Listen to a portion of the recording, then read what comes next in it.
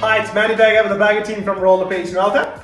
Such Kahlon, Bagga Team, Roller Page, Malta. Welcome to our Royal Luxury every weekly episode. That's Is that right. correct? Next episode today. Excellent. So welcome back. We are continuously delivering value and all the questions. Such, I don't know where these questions are coming at this moment. People are wondering. People are wondering about a lot of stuff, and especially when you're doing new homes, people start thinking about different options for new homes, what they want in that house. So that's where this stuff's coming from, really.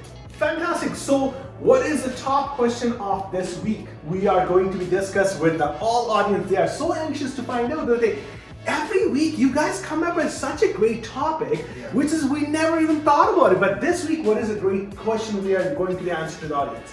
Yeah, well, it's not so much a question, but more different designs of properties and what the pros and cons are. So what we're comparing today is a great room concept versus a formal living room concept. That's really the simplest way to put it, and we'll explain both today as we go through.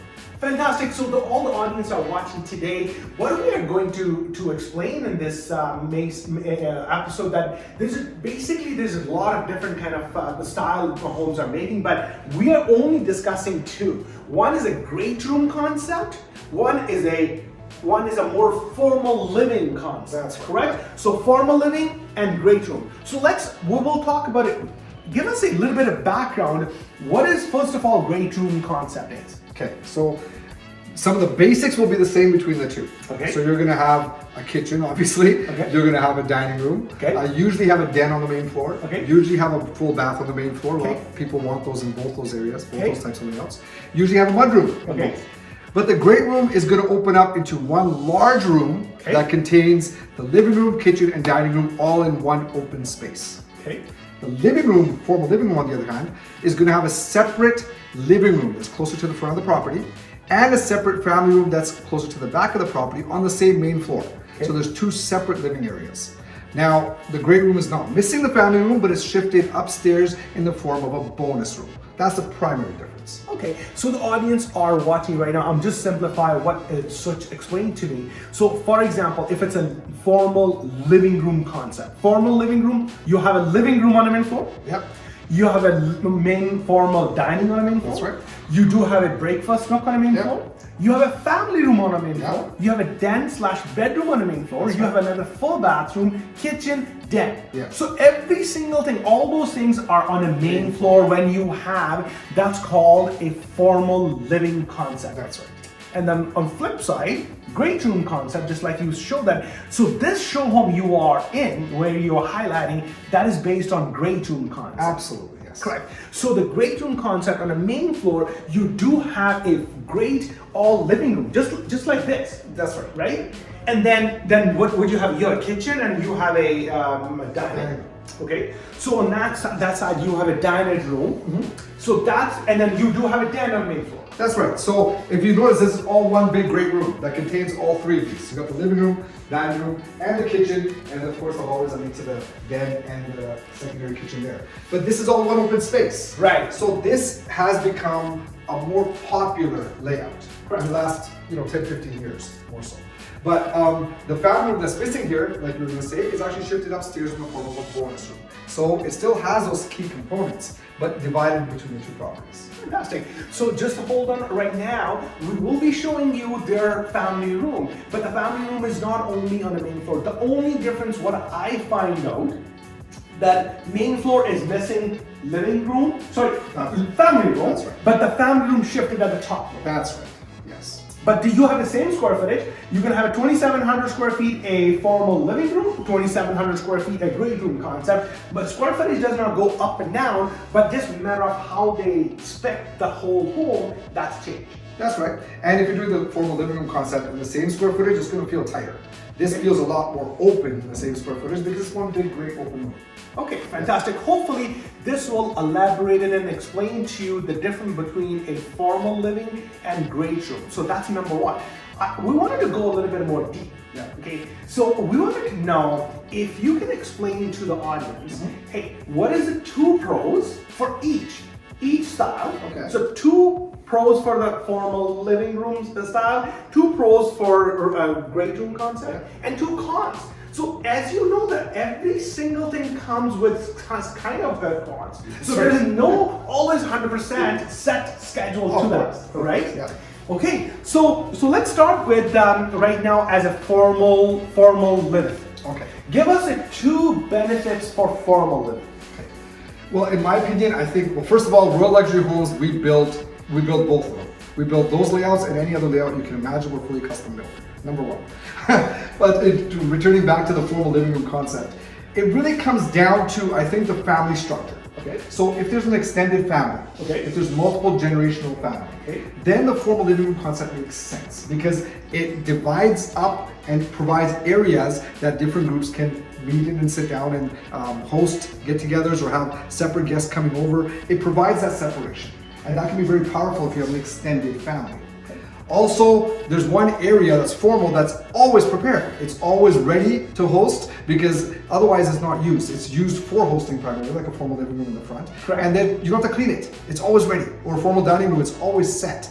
So that is convenient, especially in an extended family situation. Okay, so these are the two benefits for a formal living That's space. So number one, the formal living is made for extended family. So it means their kids are more grown up, or they have parents are living with them, or their brothers are living with them, or your parents have their son living with them. That's right. So it does vice versa. It doesn't matter. So that will be a perfect layout for those kind of. So they and also the second benefit is that is always ready. That's staged. So it's never gonna messed up. If your family room is all messy, you are watching TV, throwing the pillow all over, and so that's not the case. That's right. So these are the two benefits for a formal living. So let's give you two benefits for your great room concept. So again, it comes down to family structure again. Okay. Great room concept is really for a more compact family. Okay. It's usually a couple with younger kids. Okay. And if there's a couple of younger kids, they're going to be hanging out with other couples or other couples with younger kids. Okay. So having everybody in one space just seems right. You don't need to be segregated. You want to keep the party focused in one area. And that is a lot more convenient and it's a lot more space because it's open. The same square footage is providing you a lot more openness. Also, they don't need that extra space that's always prepared because they're never going to use it. Okay. So the benefit of having the square footage shifted to the great room, like I said, creates a much more grand open feeling, and that layout just makes sense for a more compact family. True. So it means what you're trying to say to them in a great room concept is a more compact.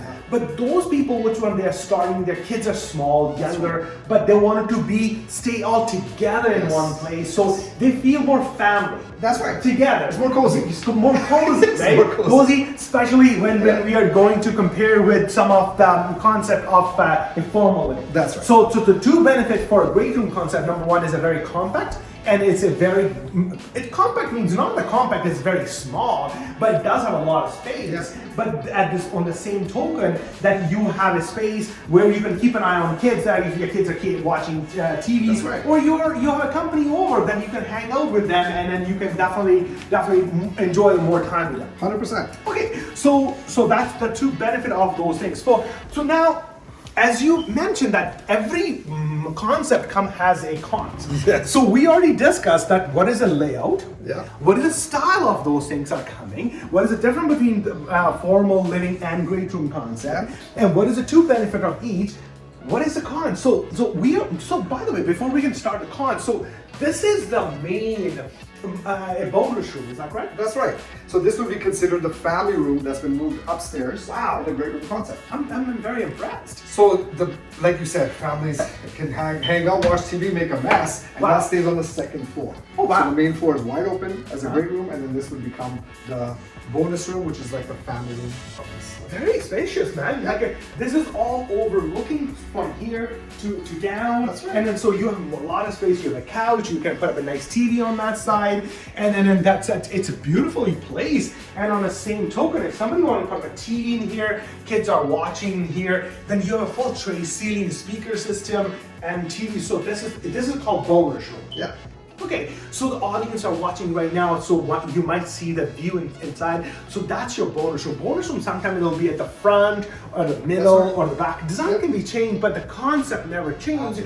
That in a great room concept, that your family room will be at the top. It's called bonus room. Exactly. Okay, so that's what. So now we were talking cons. So let's say somebody has a great room concept and somebody has a formal living. That's right. So give us a two cons for this. Okay. Before we can go to the more of our formal stuff. Okay, so two cons for the great room concept? Absolutely. So one of the things is, like I said, it's very specific to a certain type of family. Okay. Because as kids start to get older, Correct. they have their own friends, their own circle. Correct. And pretty soon, if everybody's hanging out in one area, Right. it doesn't work. You're on top of each other. Correct. So having a bit of additional space or other areas broken out even on the main floor Right. creates a bit of availability for privacy.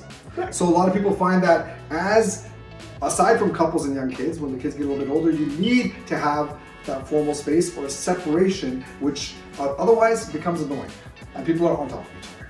Okay, so in simple words, what I can hear from you, the great room concept is good if the kids are younger. Usually, yes. So think, for example, anything below 15. Yeah. So my 15 will be my cutting a boundary. Yeah. Because like a 10-year-old or a 7 years old, That's right. they need to be. Parents need to be keeping an eye on them. They're okay. They're safe. They're not doing anything crazy. So that's good for those people. But as soon as those kids are growing up, they're 15. They're universities because they're their own worlds. Yep. So it's not good for them. That's right. That's what you're saying. Yeah. Okay. So that is one con. So Usually that's when you need extra space. Yeah. okay. So what is the one con? We already discussed one con for a great room. Give me a one con for your formal living. Well, it's kind of the same but opposite, because you have these great intentions with this formal space. You set up so beautifully. You spend all this money on decoration, but over the course of the year, you find you rarely use it. It could be 2-3 times a year because everybody just ends up in the main area. Nobody goes into that formal space. Even when you have hosting and company over, it never gets used. So that's wasted square footage, wasted in your budget, and it's staged for no reason. So at the end of the day, sometimes it's just not practical and it never gets used.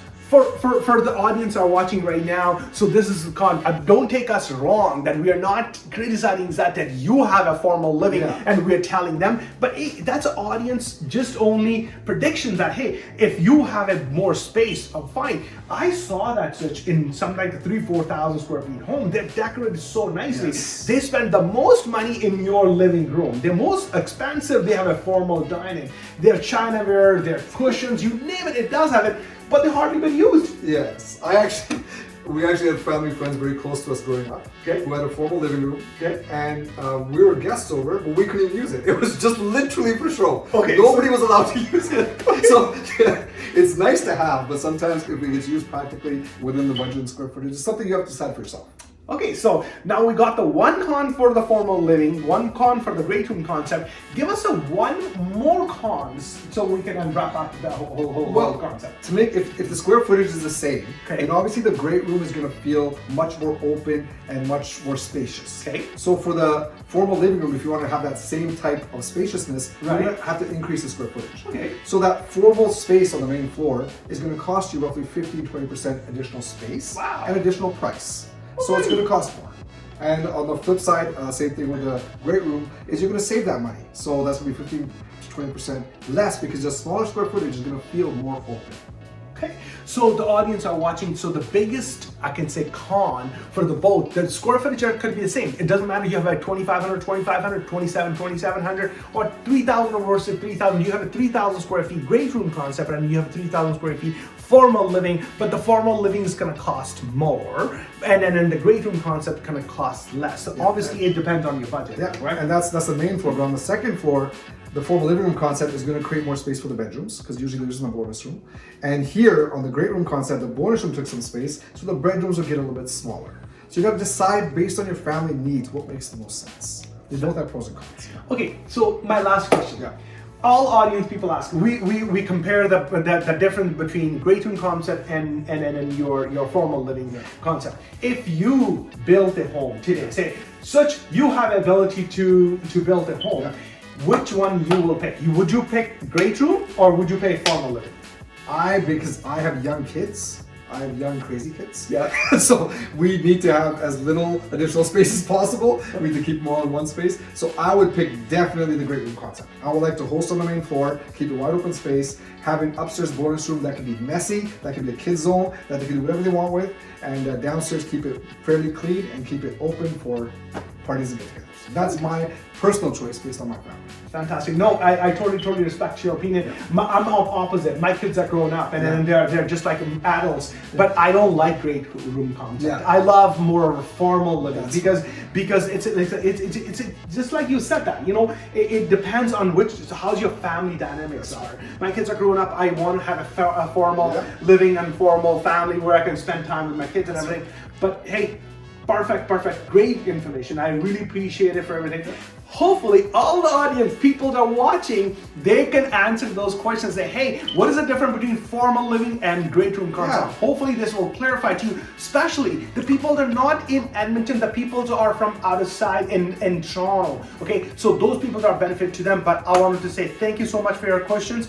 Next week we will definitely bring our next episode. If you guys have any questions or any feedback, please comment below. That is very important. Is that correct? That's right, absolutely. If you guys have any questions, such where they can reach you out. They can reach me, comment here, of course, number one. Otherwise, visit us at the showroom, 5204 Kimball Crescent, Southwest, here in Keswick. Or you can reach me at 587-870-2737. Hey, by the way, for all the audience, we do have both plans available in this subdivision. You can see both. Come and see anytime. He's always here Monday to Thursday, Saturday and Sunday. Hopefully you guys enjoy this episode. Next week we'll bring you us more. Stay tuned, but if you have any questions, 780-431-5615. Love you guys all. See you next week. Take care.